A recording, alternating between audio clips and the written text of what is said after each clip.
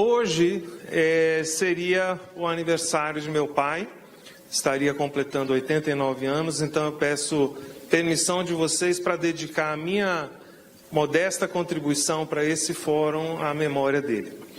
Meu pai, pode passar, era um grande contador de histórias e eu também vou começar contando uma história. Era uma vez um monge que caminhava com seus discípulos à beira de um rio. E de repente ele viu uma criança sendo carregada pela correnteza.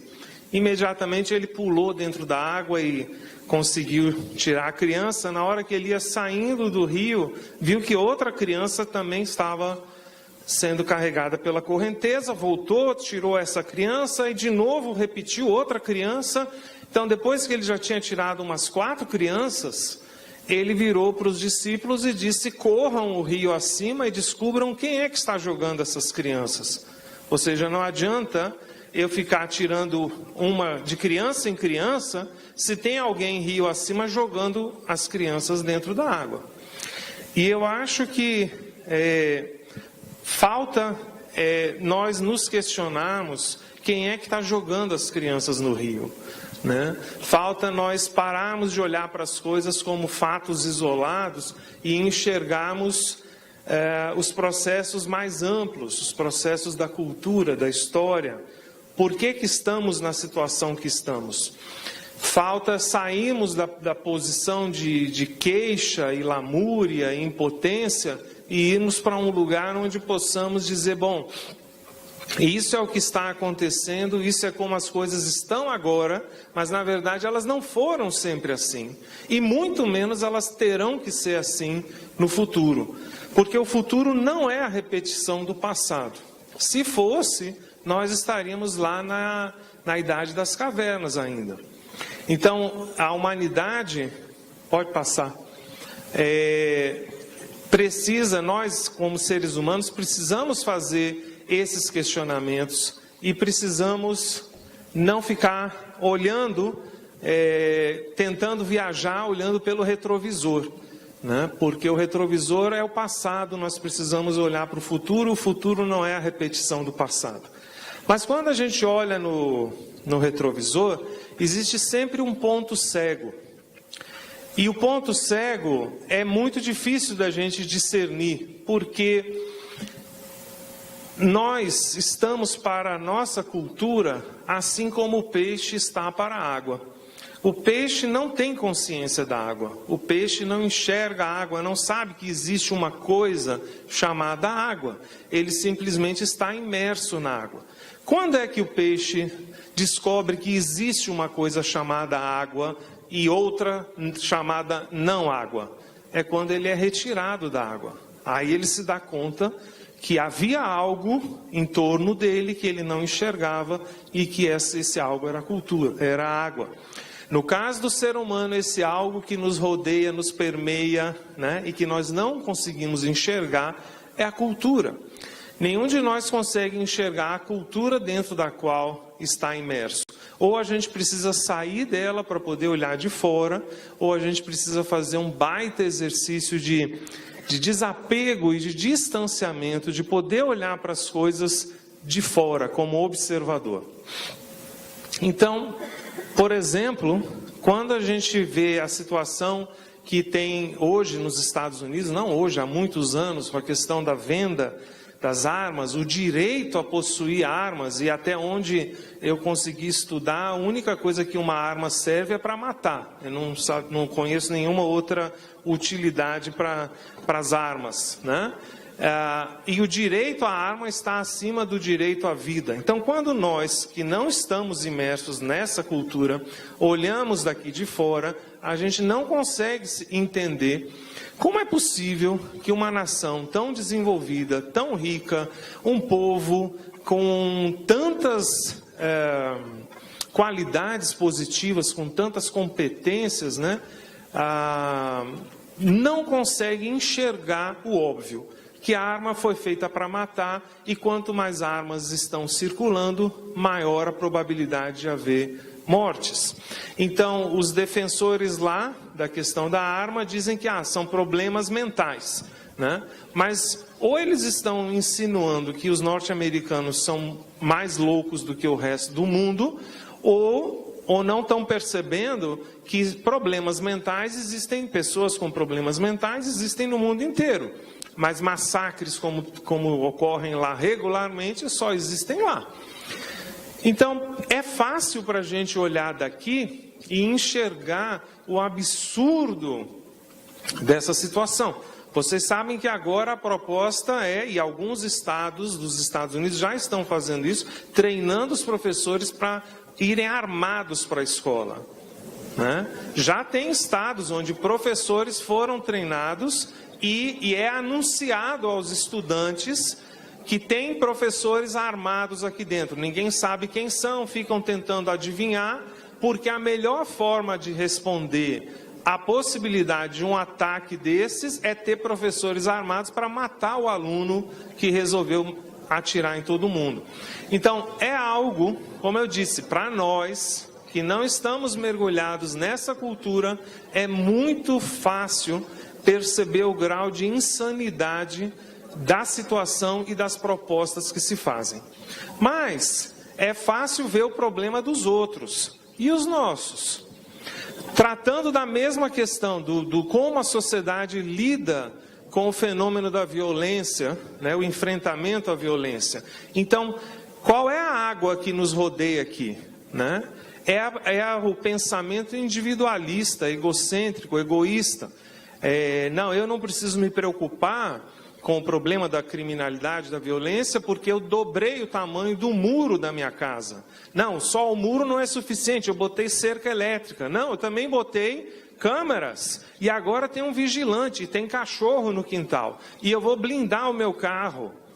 São todas soluções individualistas, que não resolvem problema nenhum, porque no final das contas, a sociedade continua com esses índices exorbitantes de homicídios. Outra coisa que a gente não consegue enxergar, né? Somos o país com as taxas mais estamos entre os países com as taxas mais altas de homicídio do mundo.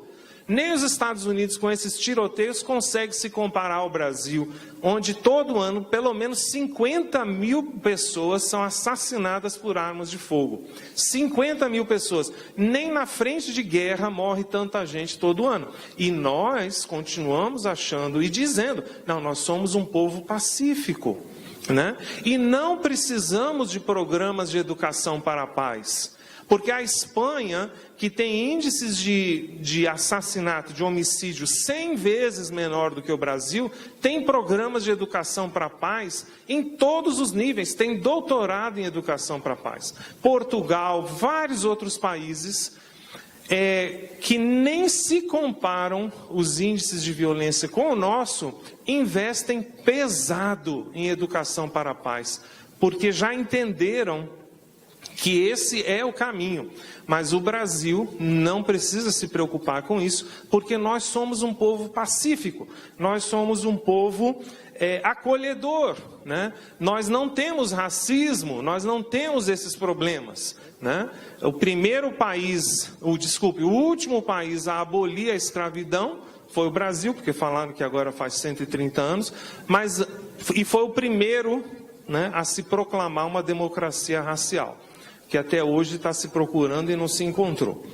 Então, precisamos sair um pouco dessa água e olhar de uma forma mais distanciada, mais serena, mais crítica, mais analítica, para as coisas óbvias, absolutamente óbvias, que a gente não enxerga.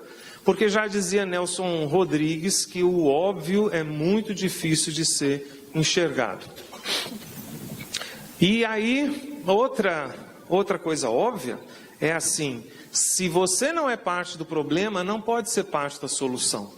Eu costumava dizer assim, ou você é parte do problema ou você é parte da solução, mas esse é um raciocínio dualista e não é real, né?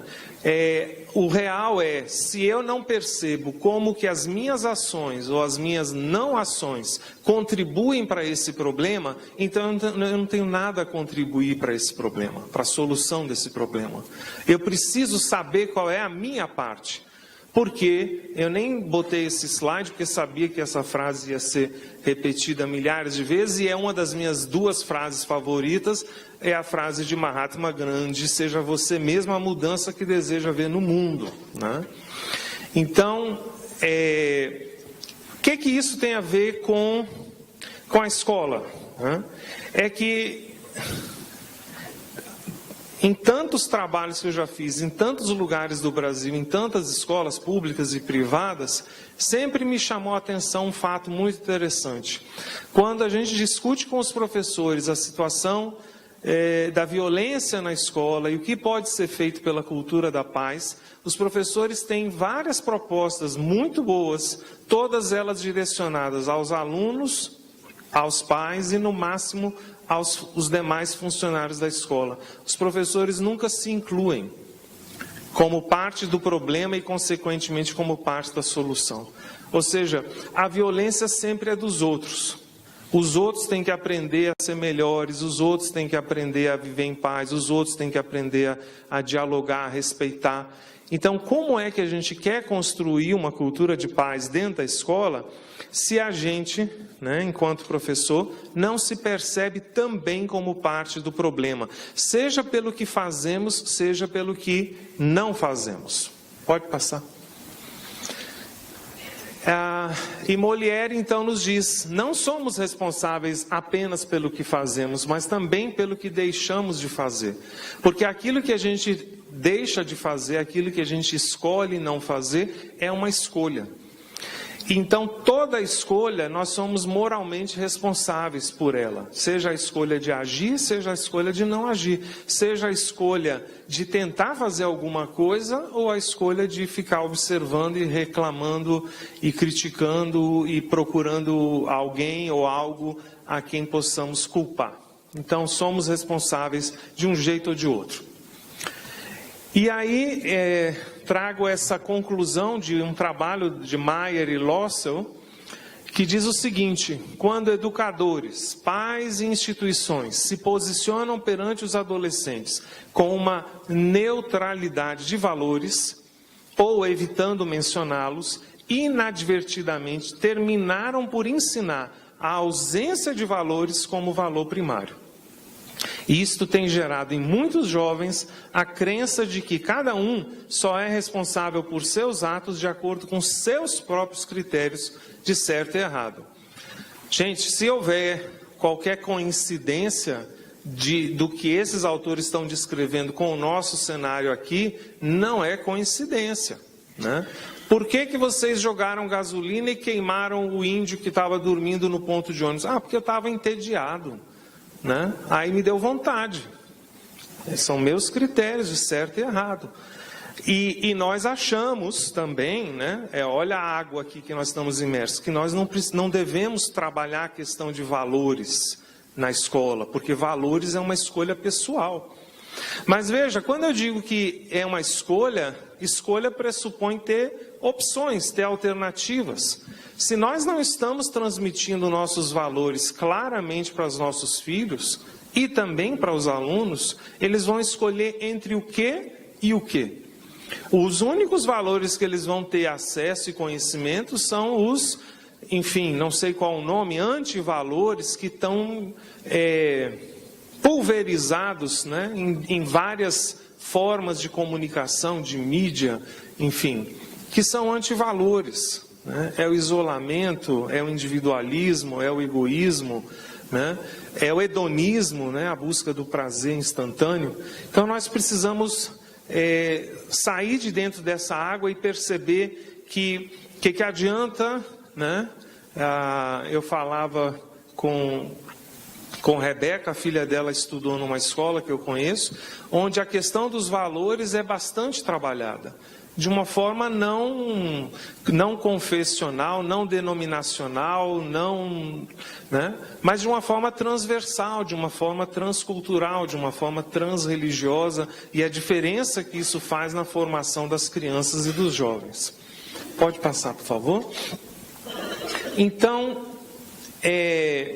a gente precisa se dar conta que paz não surge por geração espontânea.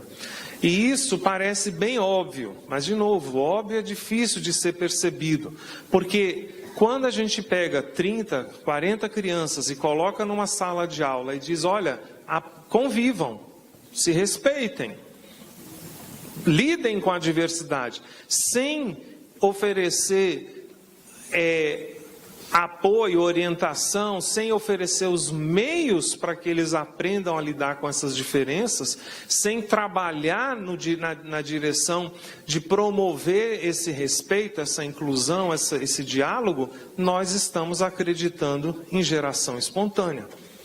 E geração espontânea não existe. Então, o que nós precisamos é aprender a cultivar, né, de forma sistemática, de forma intencional. Não ocorre por acaso, tem que ser intencional, tem que ser programado, tem que ser avaliado, tem que ser continuamente reforçado. Eu disse duas frases favoritas, né? Uma é a de Gandhi, a outra é essa, de Baha'u'lláh. E Baha'u'lláh diz, a melhora do mundo pode ser realizada através de ações puras e boas, de conduta louvável e digna. E essa frase tem muita coisa embutida nela para meditar.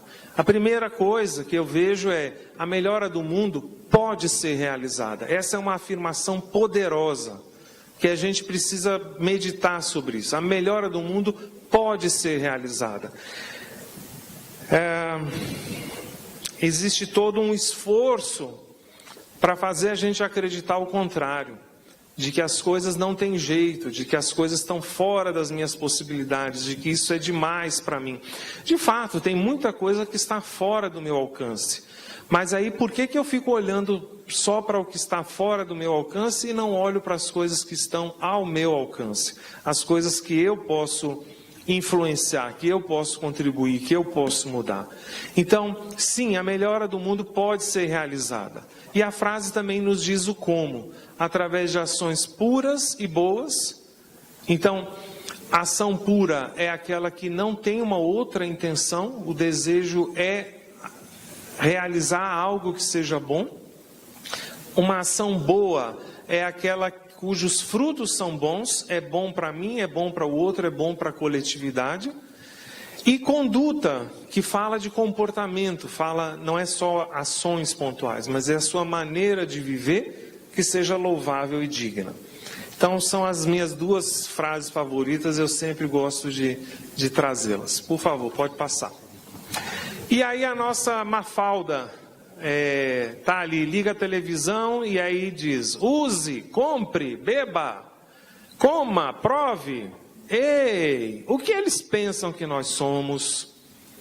Aí ela mesma para e pensa, e o que nós somos? Os malditos sabem que nós ainda não sabemos, né? E essa é a chave. Nós precisamos partir em busca de compreender nossa verdadeira natureza, nossa natureza humana, a essência dela, para não sermos simplesmente marionetes conduzidos pelos modismos, pelo consumismo e por tantas outras ideologias que estão por aí. E aí eu quero fazer uma pergunta para vocês. Por que os meninos de rua roubam? Eu queria ouvir umas 3 ou 4 respostas. Quem pode dar uma contribuição para essa pergunta? Por que os meninos de rua roubam? Pode levantar a mão, gritar que eu vou ouvir. Aprenderam com alguém. Muito bem. Outra.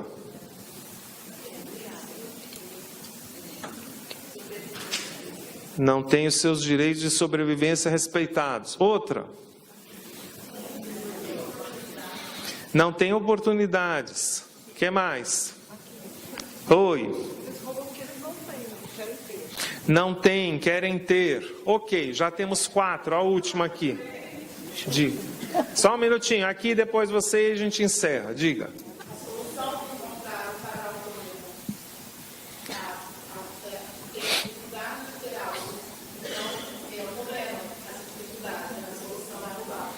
Ok, foi a solução, a melhor solução que eles puderam encontrar. Cadê? Eles roubam porque parte dos políticos brasileiros, parte dos empresários brasileiros são donos das videiras de drogas. E isso gera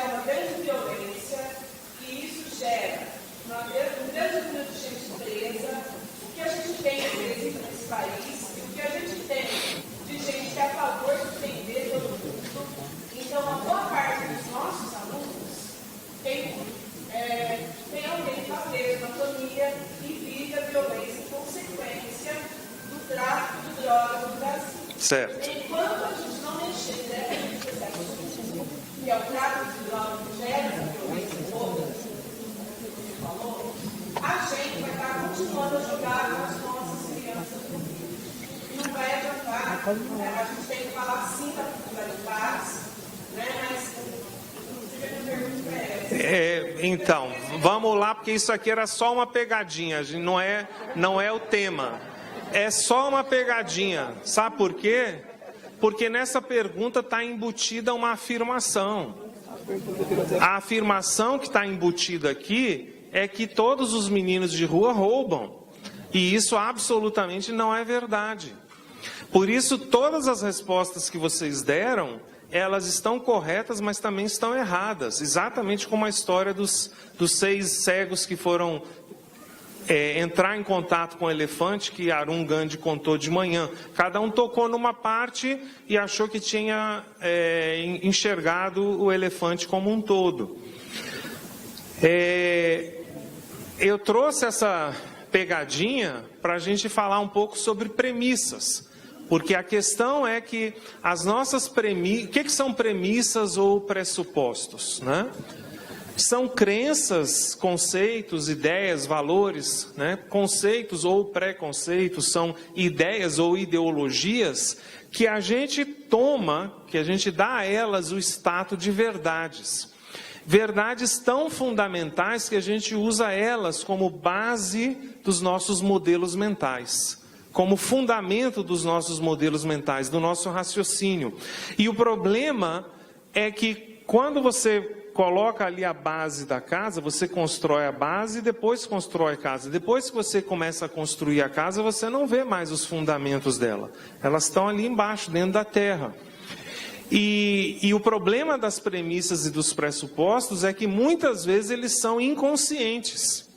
A gente não tem clareza das premissas sobre a partir das quais a gente está analisando as questões e encarando a nós próprios. Então, é muito importante a gente questionar uma série de premissas. Sério? Ok. Então, um dos problemas que muitos professores trazem é a questão da agressividade dos alunos. E eu vou mostrar aqui para vocês 4 indivíduos que, ao longo da história do mundo, foram identificados com os índices mais altos de agressividade. Pode passar. Esse é um deles. Pode passar outro, mais um. E até uma mulher com índice altíssimo de agressividade. Pode passar?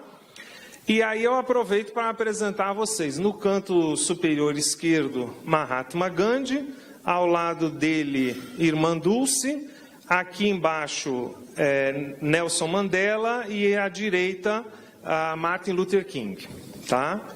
E por que eu trouxe eles como exemplos de agressividade? Isso também Arun Gandhi falou hoje de manhã, usando... o exemplo da eletricidade, né? Pode passar? A agressividade é uma energia, né, do ser humano. Isso é uma mão levantada? Tá. Pode ser no final? Pode.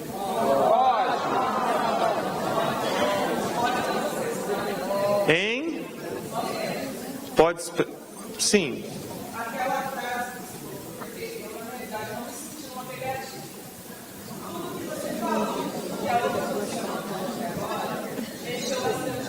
Que bom.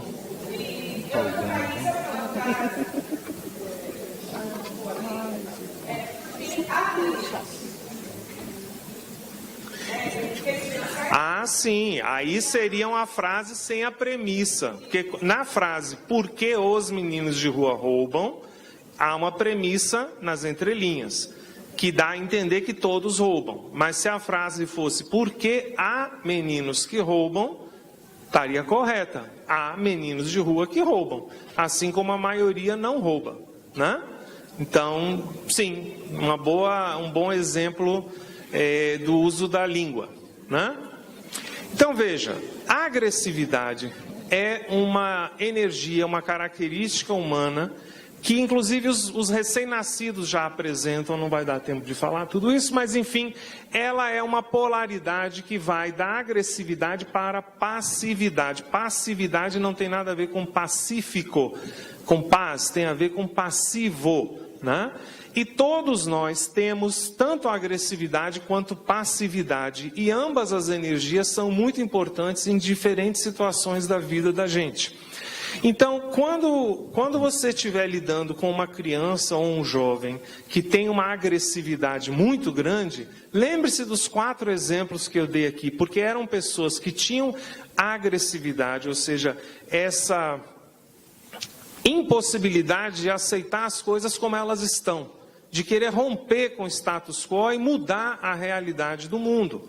Graças a Deus, essas pessoas existiram com a sua agressividade altíssima e encontraram formas construtivas de canalizar a sua agressividade. É claro que se a agressividade não for bem canalizada, ela pode levar à agressão. Mas a agressão é apenas a agressividade mal canalizada. Ela bem canalizada leva pessoas, isso é mito. Vamos para a próxima, é que a violência é inerente ao ser humano, né? Isso não tem nenhum fundamento científico, isso foi rejeitado pelos maiores cientistas do mundo que se reuniram em Sevilha em 1986, emitiram uma linda declaração afirmando claramente, não há raiz biológica, não há raiz genética para a violência. A violência é um comportamento aprendido, socialmente aprendido. Da mesma forma, eu que acrescento, a paz também é um comportamento a ser aprendido. Então, não é inerente ao ser humano, isso é mito. Pode passar? A violência é uma entidade com existência própria. Ah, mas é óbvio que isso não é um mito. Sim, mas a gente vive dizendo, quando a violência chegou aqui em Campinas, chegou como? Pela rodoviária ou pelo aeroporto? Eu não entendi. Porque a violência agora aqui aumentou. Aumentou como? De peso, de altura, né? Ela não chegou, gente. É porque a gente está assumindo esses comportamentos. A violência não anda, ela não cresce, ela não muda de lugar, de cidade. Pode passar. Outra premissa importantíssima para ser desconstruída, que pobreza é causa de violência. A verdade é o oposto. A violência é causa de pobreza. Se você vai para um bairro, e aí depois você pode, se quiser, debater e acrescentar nisso, quando num bairro começa a aumentar a criminalidade, o bairro começa a empobrecer. Por vários motivos. As pessoas começam a gastar mais dinheiro com segurança, dinheiro que poderiam usar para a sua educação, para a sua saúde, para outras coisas, elas começam a gastar com cadeado, com muro, com cerca elétrica, com vigia, com isso e aquilo.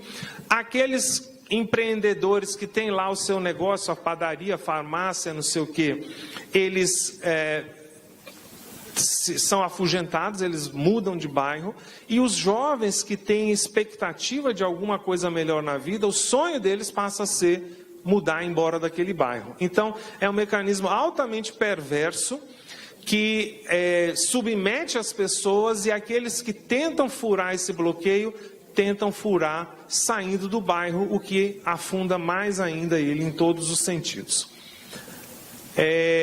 Espera aí que você está com pressa. Eu estou, mas nem tanto. Vamos lá.